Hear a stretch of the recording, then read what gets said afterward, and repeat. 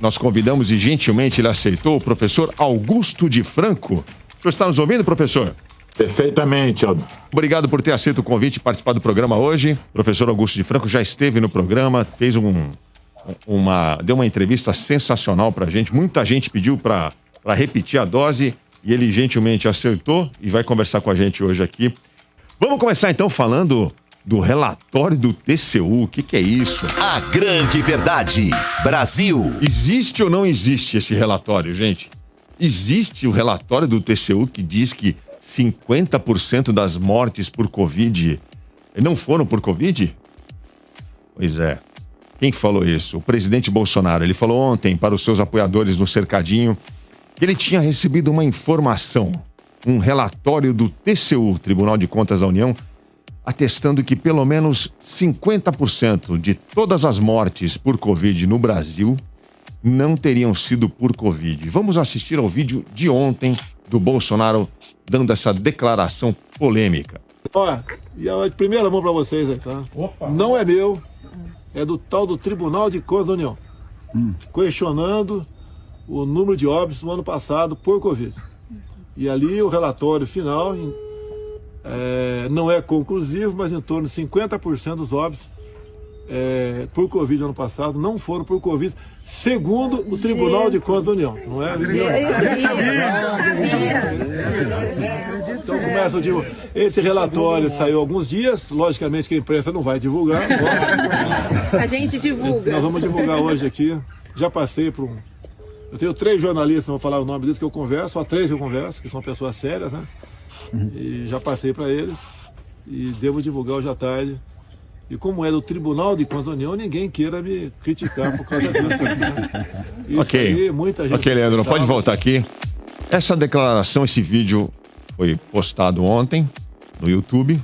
Bolsonaro ali na entrada do palácio, nos famosos cercadinho com seus apoiadores, e imediatamente essa fala foi compartilhada milhares de vezes pelas redes bolsonaristas e seus apoiadores. Começa com os apoiadores habituais, que a gente já conhece. O Flávio Bolsonaro postou, o Eduardo Bolsonaro, nós temos aí o tweet, o Eduardo Bolsonaro, filho do presidente, postou, a Bia Kicis, deputada federal Bia Kicis, postou também o mesmo vídeo. A Bia Kicis teve 2.556 compartilhamentos. O deputado federal Carlos Jordi também postou 1.648 compartilhamentos, isso até agora há pouco, hein? Deve ter mais agora. O Eduardo Bolsonaro, que eu já falei, teve 2.285 compartilhamentos. O problema é que é mentira. É mentira. E quem disse que é mentira foi o próprio TCU no final do dia, com a postagem nas redes sociais do Tribunal de Contas da União, com a seguinte postagem, dizendo que o TCU esclarece que não há informações em relatório do tribunal que apontem aí abre aspas, em torno de 50% dos óbitos por Covid no ano passado não teriam sido por Covid, conforme a afirmação do presidente Jair Bolsonaro divulgado hoje. Esse é um post do TCU no Twitter. Enfim. Senhores, antes de dar sequência, eu queria que vocês comentassem. Fiquem à vontade. Professor Augusto de Franco, o senhor não conhece muito bem a dinâmica aqui dos comentaristas. Fica à vontade, entra a hora que o senhor quiser. Tá bom? Ok. Fica à vontade. Então, olha, se você quiser começar o comentário, a gente viu aí uma coisa que eu achei estranho é que o Tribunal de Contas da União se ocupando de prontuários médicos, como diz o próprio nome, é Tribunal de Contas. Se ele me falasse, o Bolsonaro, que o TCU divulgou um relatório mostrando que houve mais fraudes na compra de respiradores, eu até poderia acreditar, mas em se tratando de especificação de doença, nem passa pelo estatuto fundador do TCU. É Tribunal de Contas da União. Tem que ter grana para ir para lá. O assunto era outro, né?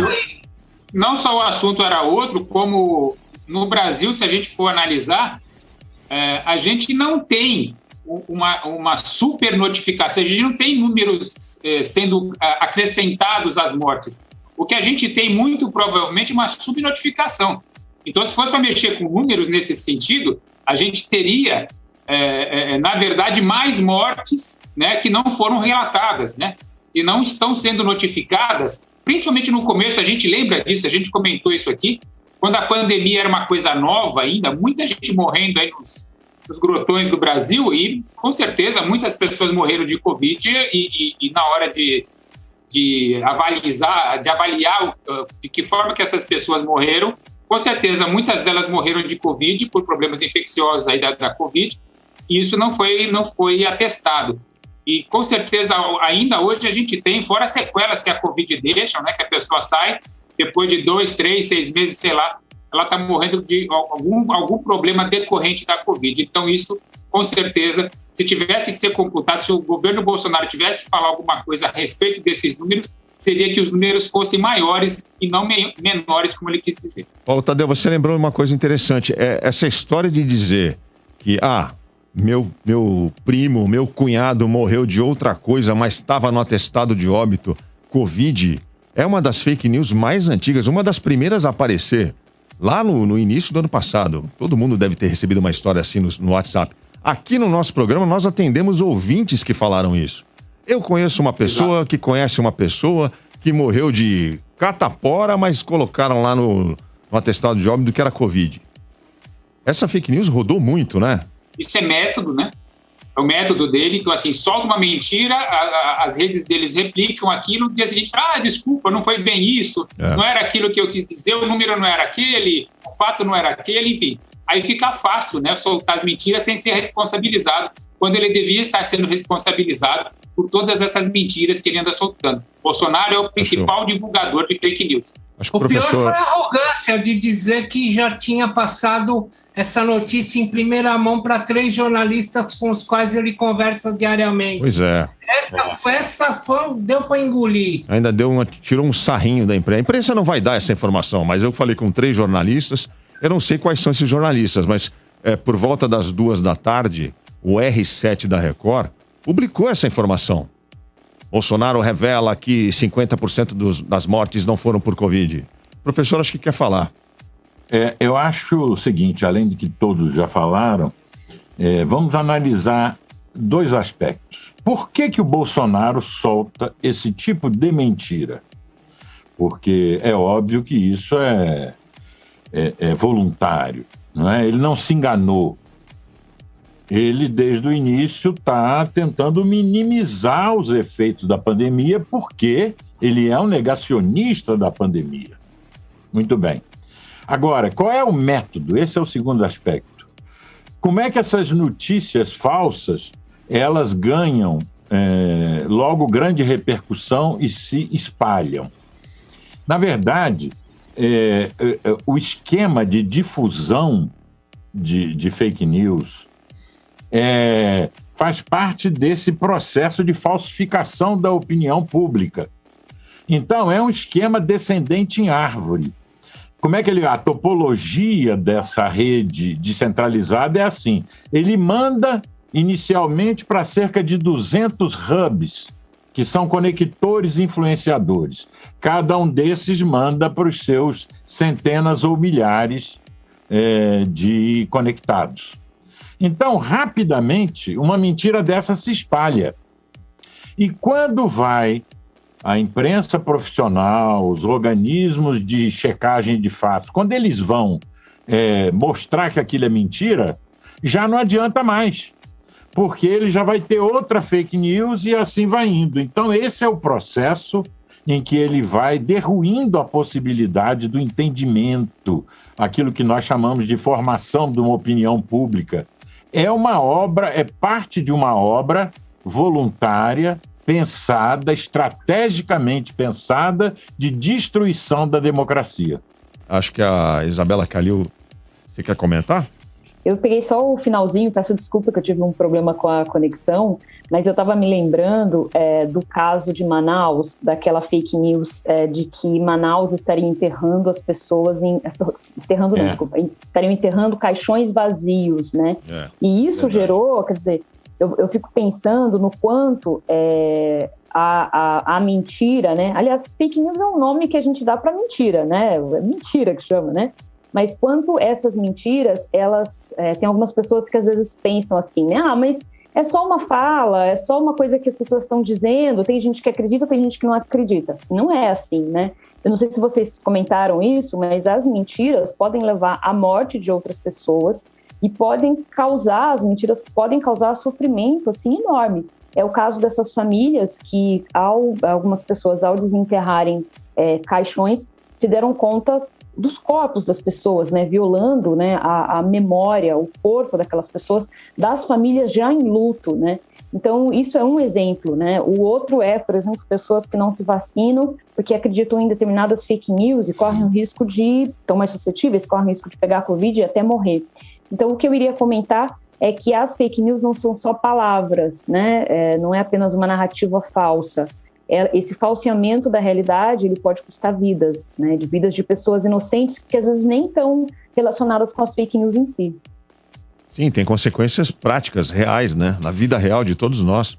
Tem uma coisa, Aldrin. Diga. O Walter Lippmann, o decano jornalista americano que foi assessor do presidente Kennedy, chamava isso de fabrication of the consent, fabricação de consenso. O que é?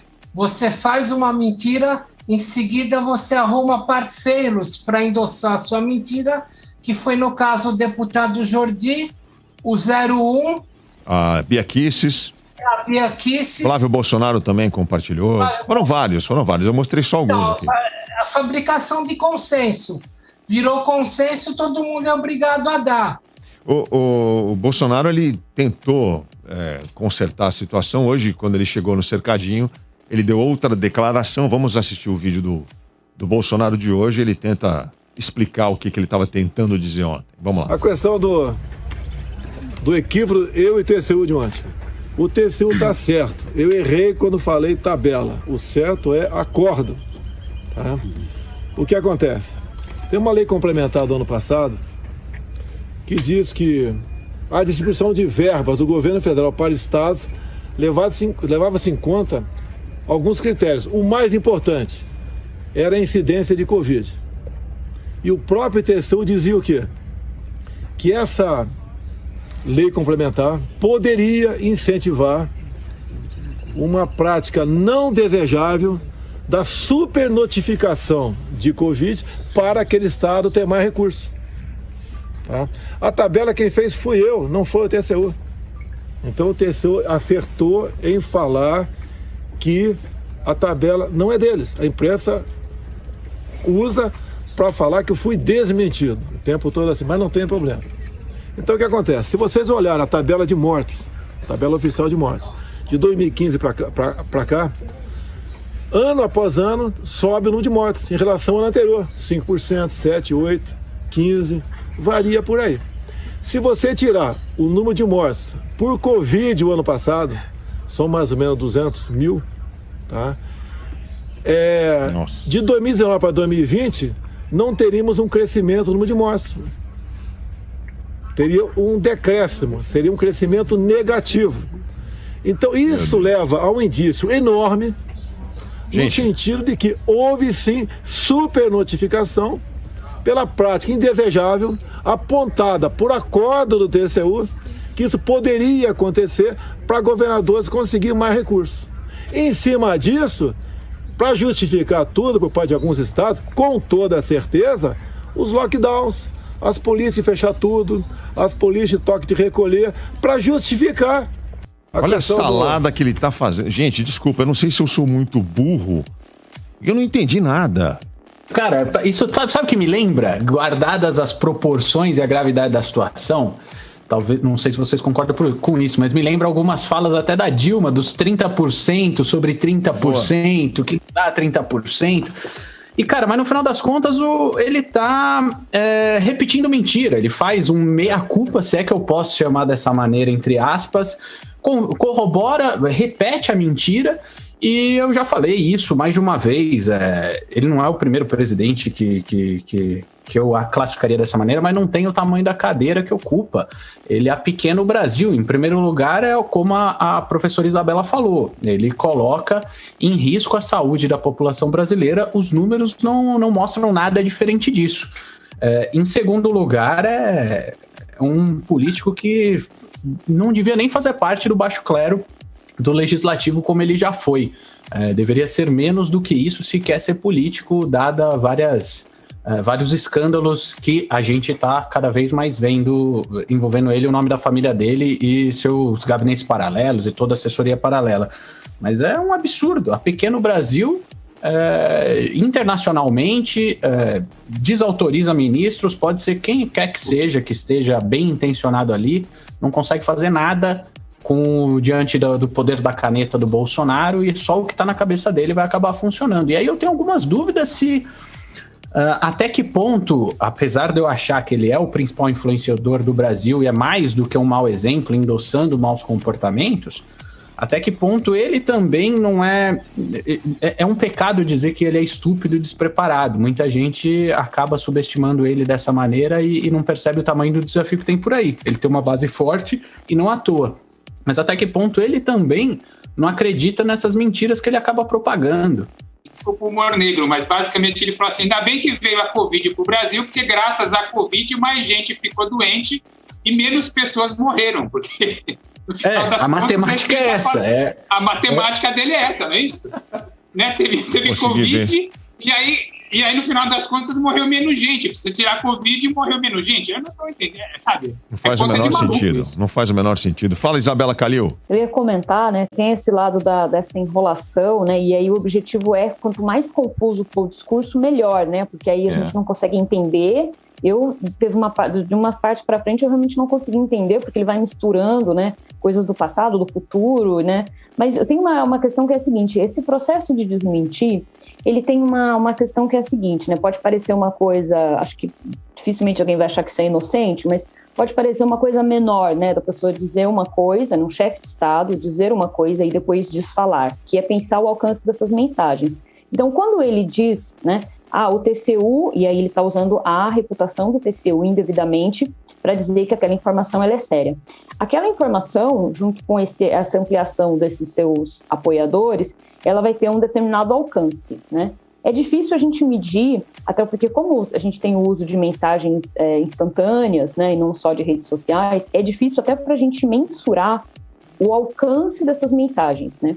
Mas o alcance dessas mensagens da primeira fala é muito maior. E aí depois, quando você desfala, né, e você volta atrás e diz, a planilha foi um erro, um equívoco, a planilha é minha, não é do TCU, o alcance desse desmentir, ele é muito pequeno, né? Então, no final das contas, a opinião pública fica com a primeira mensagem e não fica com a segunda, né? Então, eu acho que tem aí também se aproveitar de boa fé, a gente acreditar que as pessoas possam dizer algo publicamente, se equivocar e depois pedir desculpa. Mas nesse caso, o presidente está utilizando de um recurso de boa fé das pessoas públicas, que têm o direito sim de voltarem atrás no que estão dizendo, mas ele sabe muito bem que quando ele volta atrás, quase ninguém vai ouvir, e a circulação dessa mensagem vai ser muito restrita. E quando ele fala sobre o TCU, o que vai ficar é isso, né?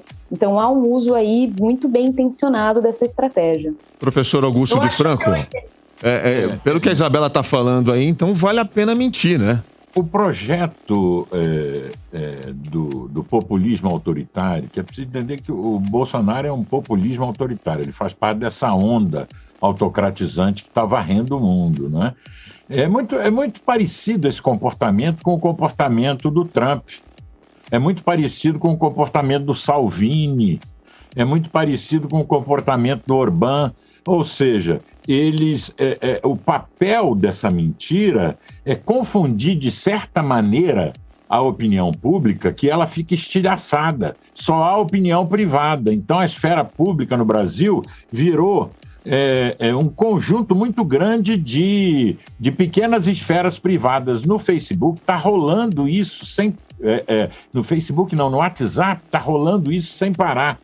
O entregador de gás da minha casa chegou para mim e perguntou assim, mas essa pandemia está matando mesmo assim ou isso tudo é política?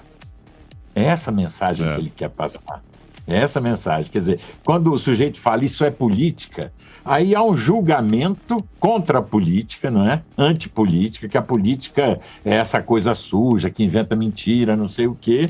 E, ao mesmo tempo, ele está tirando a credibilidade das coisas. Então, é um processo de abolição da verdade, esse que o populismo autoritário faz.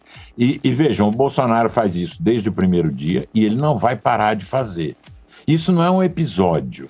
Alguém fala assim, mas é pura retórica, porque e tal. Não, retórica é política.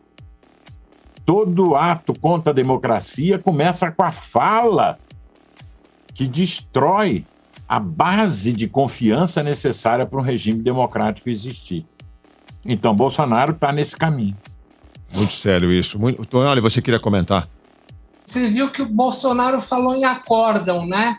O que é acórdão? É decisão de segunda instância. Então, ele disse, na verdade, que o TCU emitiu um acórdão pelo qual se investigariam políticos, prefeitos ou governadores que teriam hiperinflado o número de casos e prefeitos, o número de casos de Covid para poder depois conseguir mais dinheiro. Aí sim entra o mérito do TCU. Por quê? TCU é dinheiro, falei no começo do programa. Então, ele transformou um acórdão investigativo numa decisão sanitária. Ele misturou completamente as esferas e mostra que ele não sabe nem o país que ele está governando quais são as esferas que definem as autarquias. Não sabe e está usando isso a seu favor. Eu acho que é o caso. Exatamente. Agora, voltando um pouco ao ponto que o professor Augusto de Franco falou, e misturando com o que a Isabela tinha dito antes, essa história de valer a pena mentir. É a conclusão que a gente acaba chegando, porque o desmentido ninguém repercute. Nós mostramos aí alguns tweets de alguns influenciadores, apoiadores do Bolsonaro, na casa dos milhares de compartilhamentos. Então a desinformação é compartilhada muito rapidamente, num volume assustador, e ninguém desmentiu depois, né? Ninguém desmentiu. Como é que uma democracia sobrevive a isso, a esse mecanismo perverso? Essa pergunta vale para todos. Como é que a gente pode preservar a democracia? Porque no final das contas é a democracia que está sendo atingida, não é, professor Augusto de Franco? Essa pergunta, nós não temos a resposta. Nós não sabemos como a democracia vai resistir a essa onda de autocratização. Isso é a terceira onda, né, de autocratização. Então, o que acontece? O número líquido de democracias deixou de crescer a partir de 2006. Então, isso significa que nós estamos vivendo uma recessão democrática no mundo. E a partir de meados dos anos 90 já tinha começado essa onda de autocratização e nós contamos de lá para cá 77 episódios de erosão da democracia. Ou melhor, 77 episódios de ataque à democracia e 70% deles foram sem golpe de Estado, sem autogolpe. Foi através desse processo de erosão. É assim que as democracias hoje estão morrendo, não é? O golpe como houve em Mianmar, esses dias aí, é uma exceção. Hoje o que acontece realmente é a erosão. E como é que você faz a erosão da democracia? Você vai desacreditando as instituições, você vai usando a mentira para confundir o debate público. Tudo vira uma questão de lado, não é? Você vai desacreditando a imprensa profissional, aquela que checa os fatos, não é? Que o Bolsonaro fez isso ontem, não é? Você vai minando essas bases. Não significa que você precise rasgar as leis. Basta que você comece a derruir essas normas não escritas que estão abaixo do sistema legal. Então, eu posso autocratizar, eu posso afetar, eu posso piorar a democracia sem violar as leis. Isso é uma coisa importante, porque muita gente pensa que Estado de Direito é a mesma coisa que democracia. Não é. Não é a mesma coisa, né? Então, eu posso, sem violar as leis, eu posso quebrar essa base de confiança, impossibilitar o debate de opiniões, em suma. Eu posso fazer essa confusão toda e, com isso, eu consigo erodir, eu consigo destruir, em grande parte, a democracia. Nós estamos assistindo isso todos os dias, né? A gente está vendo os episódios aí de policiais pegando a pessoa que está com o carro com o adesivo contra o Bolsonaro, o cara já vai preso, né? São episódios assim, a fala do Bolsonaro e de outros políticos ligados a ele, questionando a validade de uma eleição, né, da urna eletrônica, e por aí vai. Então, assim, eu espero que ano que vem, se o Bolsonaro estiver lá no segundo turno, esse tipo de coisa que aconteceu, por exemplo, na invasão do Capitólio americano, possa se repetir aqui no Brasil em escala maior, porque a gente vai ter... Lá a gente não teve, nos Estados Unidos, a atuação de polícias, de exército, né? Agora, eu não duvidaria se alguns cabos e alguns sargentos com seus jipes e mais alguns policiais militares participassem de uma manifestação violenta contra o resultado das urnas, se o resultado das urnas não for a vitória do presidente Jair Bolsonaro.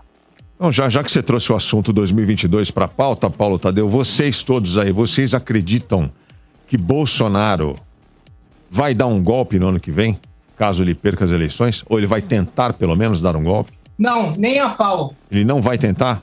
Quem tem o Centrão por detrás não precisa de golpe. O Centrão dá o golpe por ele. Vejam o que aconteceu com a Dilma. Ela deixou de conversar com o Eduardo Cunha, ela fechou as portas para o Centrão. O Eduardo Cunha foi lá e bolou o impeachment para ela, junto com Michel Temer. Quem tem o Centrão do seu lado não precisa dar golpe. Você acha que todos esses movimentos que ele tem feito, questionando a validade do voto eletrônico, brigando pelo voto impresso, a politização aí das polícias, o que aconteceu agora com esse episódio do Pazuello não sendo punido pelo Exército, uma clara e evidente interferência direta do presidente da República nessa decisão. Vocês não acham que há um conjunto de elementos que nos permita concluir que ele está tramando algo nesse sentido? De um certo ponto de vista, o Bolsonaro não vai dar um golpe, ele já está dando.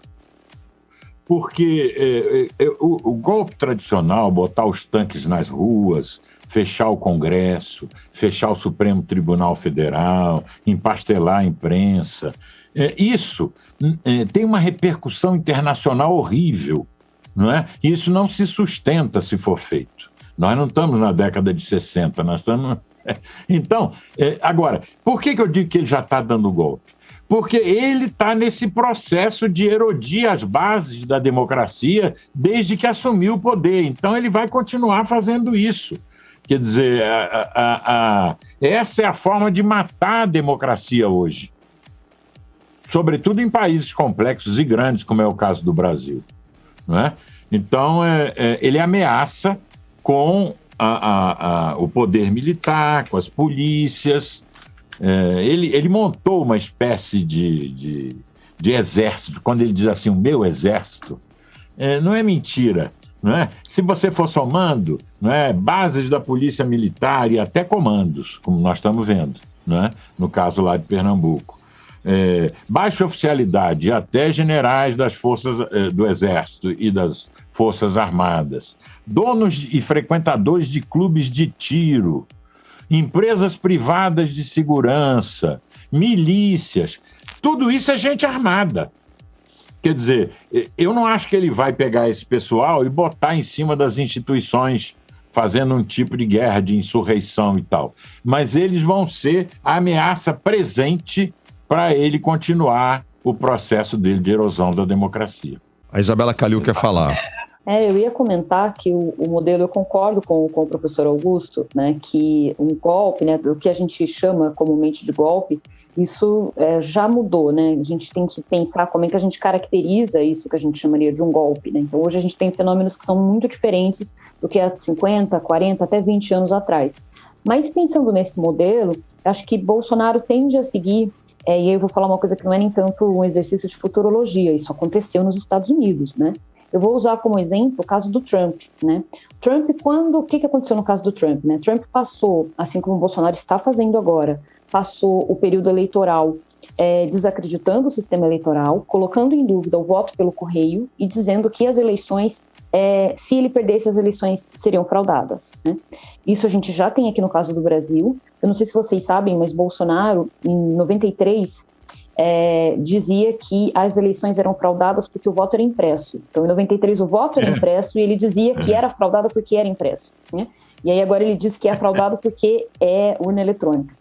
Então, é estranho, né, essa questão de sempre colocar em dúvida o processo eleitoral. Mas, de qualquer forma, o que aconteceu no caso do Trump? Ele passou o período pré-eleitoral e eleitoral desacreditando o sistema, desacreditando a justiça eleitoral, desacreditando a soberania do voto.